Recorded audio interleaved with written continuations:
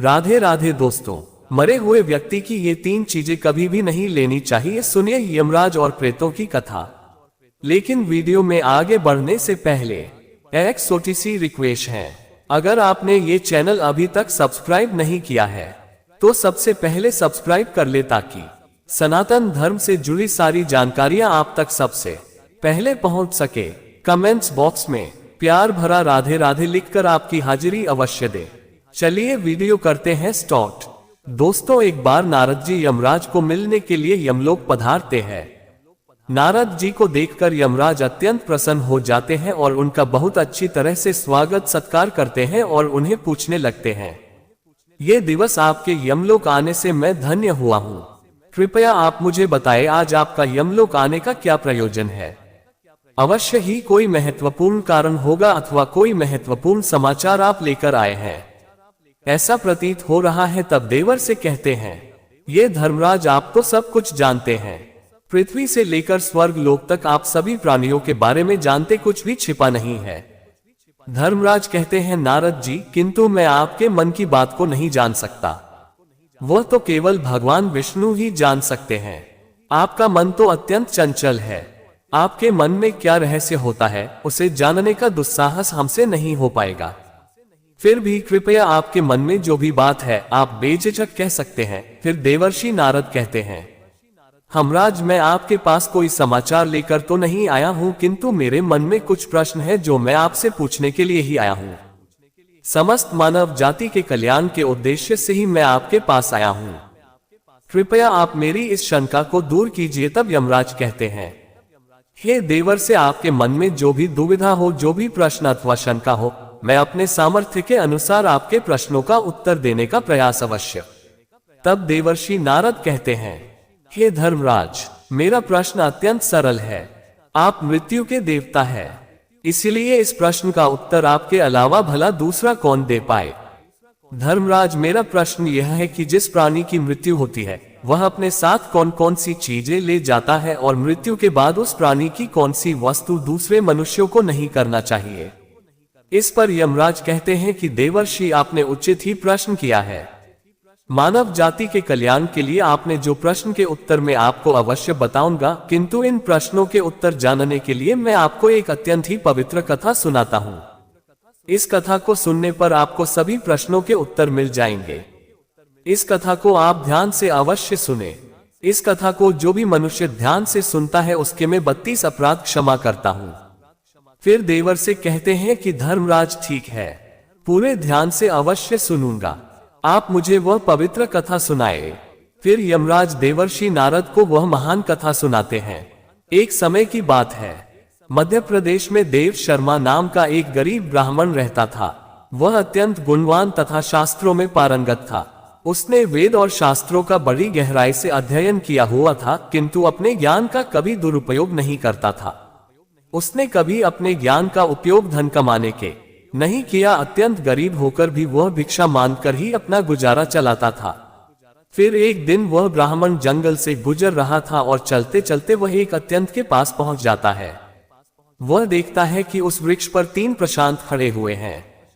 वे तीनों उस जंगल से गुजरने वाले मनुष्यों का भक्षण करते थे। कोई भी मनुष्य उस मार्ग से जाता है तो वे उसे पकड़कर खा लिया करते थे। पिशाच होने के कारण उनके अंदर धर्म का कोई अंत नहीं था। वह अत्यंत पापी और दुराचारी थे।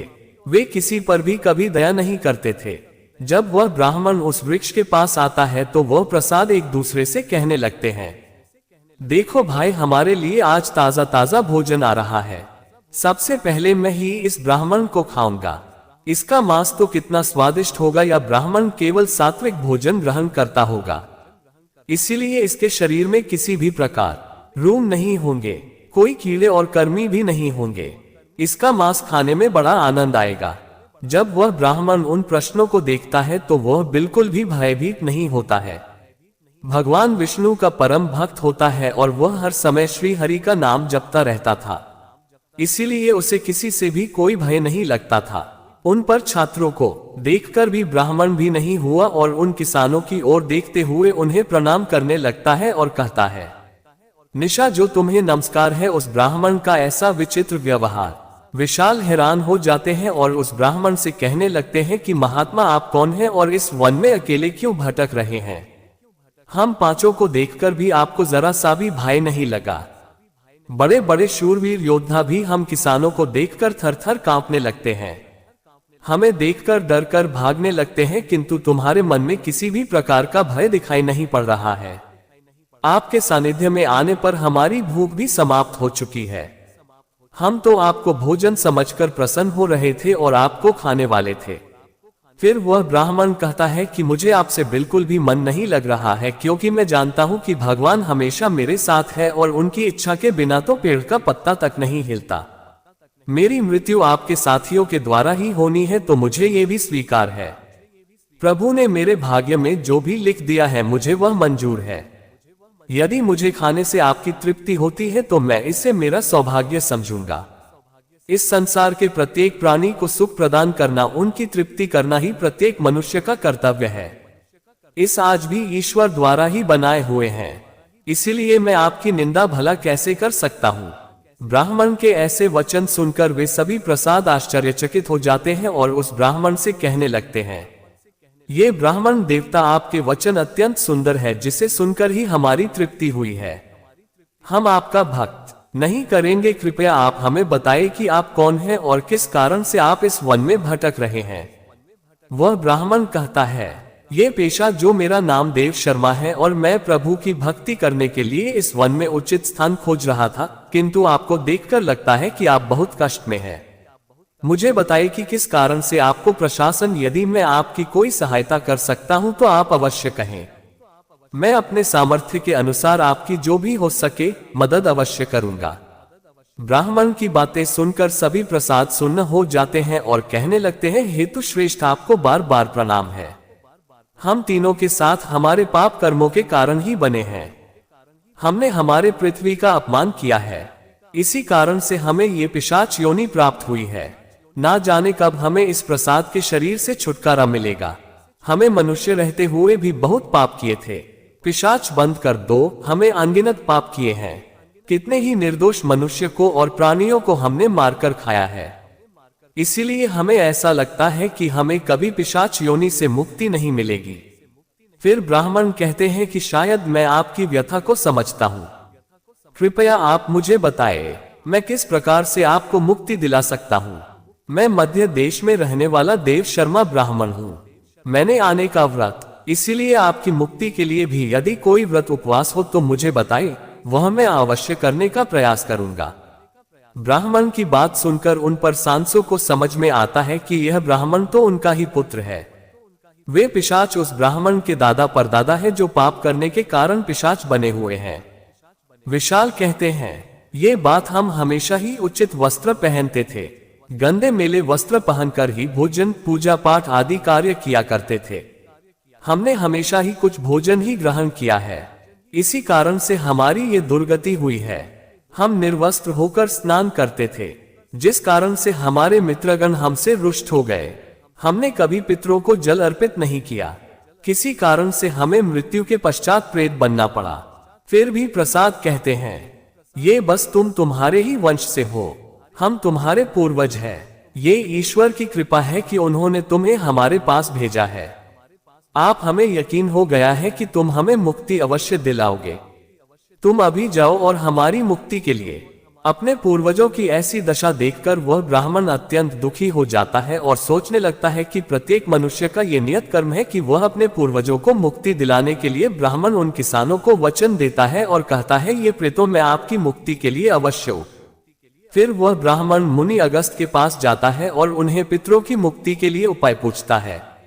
मुनि अगस्त्य उस ब्राह्मण को पितरों की मुक्ति के लिए किए जाने वाले दर्पण, पिंड दान, धर्म आदि क्रियाओं के बारे में बताते हैं और फिर वह ब्राह्मण पवित्र नदी के तट पर जाकर अपने पूर्वजों के लिए वे सभी कार्य करता है जो मुनि अगस्त के लिए बताए हुए होते हैं।